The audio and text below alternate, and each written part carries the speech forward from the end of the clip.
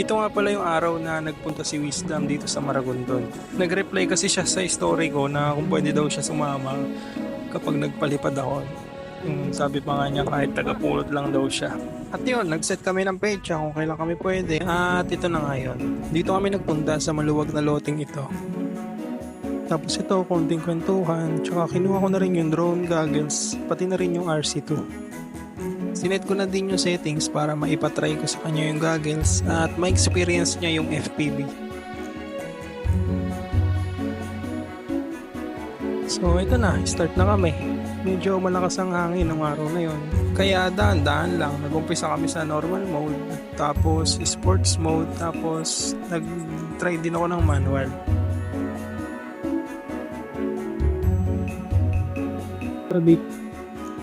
Kaliwat kanan, taas baba. Ay mo, tagilid na oh. Anong tagilid? Tagilid na yung horizon mo. Tabi ngayon.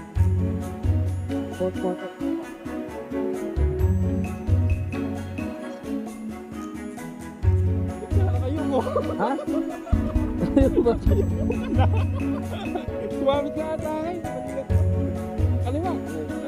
Tapos ito, nagtawa na kami dito kasi napansin ko habang nanonood si Wisdom sa goggles nakasubsob na yung kanyang ulo.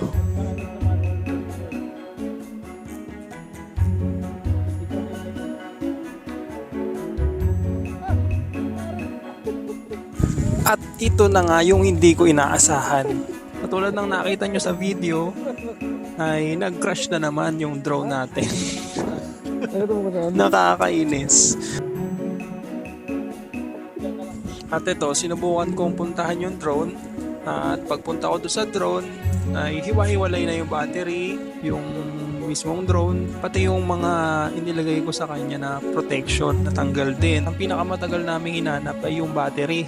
Kung makikita nyo dito sa video na to, na-detect din naman ng drone yung propellers, yun yung nag-malfunction. Nung nakita ko yung drone, wala na yung isang propellers. Siguro natipak yun, nabasag, kaya natanggal. Hindi ko na hinanap yung propellers na yun kasi sira na din naman yun eh. Hindi ko na rin naman magagamit. So ayun, 3 na lang yung propellers nung drone natin. Ito, medyo matagal kami naghanap dito at yun lang, shinare ko lang. Kasi isa yun sa experience bilang isang FPV drone pilot ay magkakarash ito yung drone natin dahil naka-manual. So hanggang dito na lang, tagal kami naghanap dito.